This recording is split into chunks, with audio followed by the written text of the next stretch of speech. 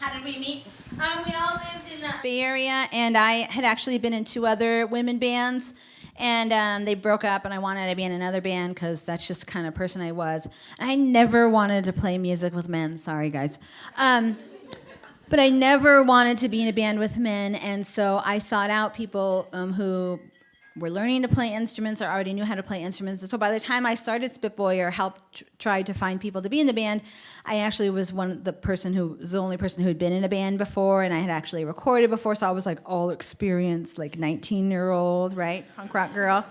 I found the singer first. I heard her voice and approached her with the bass player. It was my friend who was learning how to play bass. She was also a preschool teacher.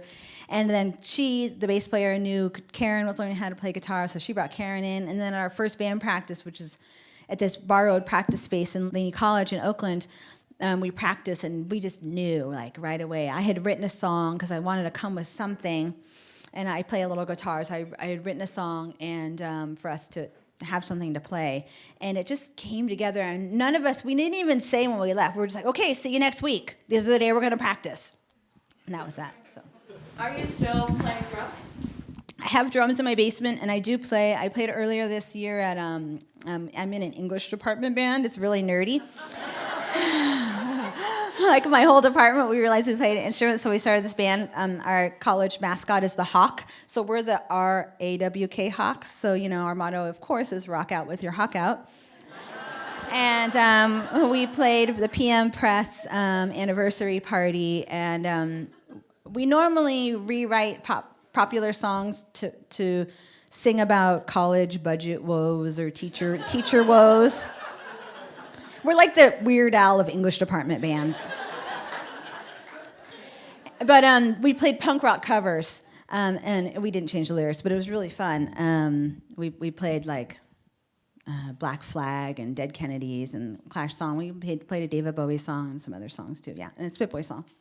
So can you tell us a little bit about Spitboy Rule and what it's about and maybe where we could get a copy? Yeah, so it just so happens that the publisher is here. We're really lucky. PM Press is in Oakland, and Dan is here today from PM Press selling books at the table. And the Spitboy Rule is a memoir.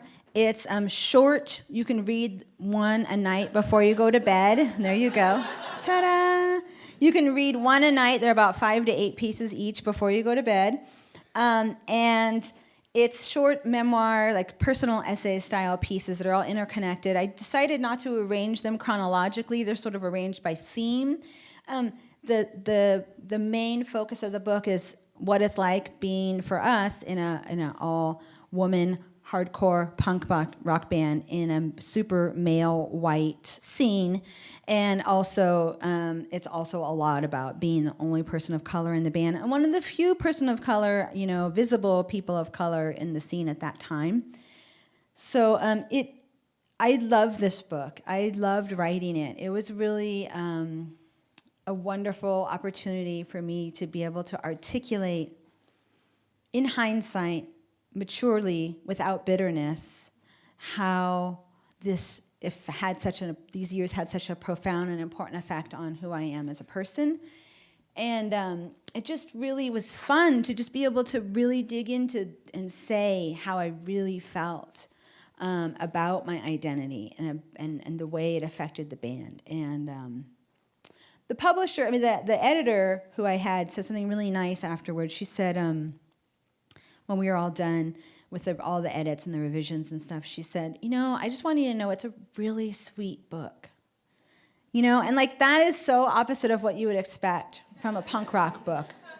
But I realized it's actually what I wanted, because when I first envisioned writing this book, I had a lot of anger that I wanted to get out. And then when I started writing it, I realized all the stories were actually a lot less angry than I thought, and I realized that I actually had so much more fondness about my days than I had realized, and I wouldn't have realized that without the writing. And that's the beauty. While we're here at the chapter 510 story of make-believe, that is the beauty of writing. That is the beauty of writing down your feelings, because you get really clear. You have to get really clear when you write. And that's the magic of writing. So yeah.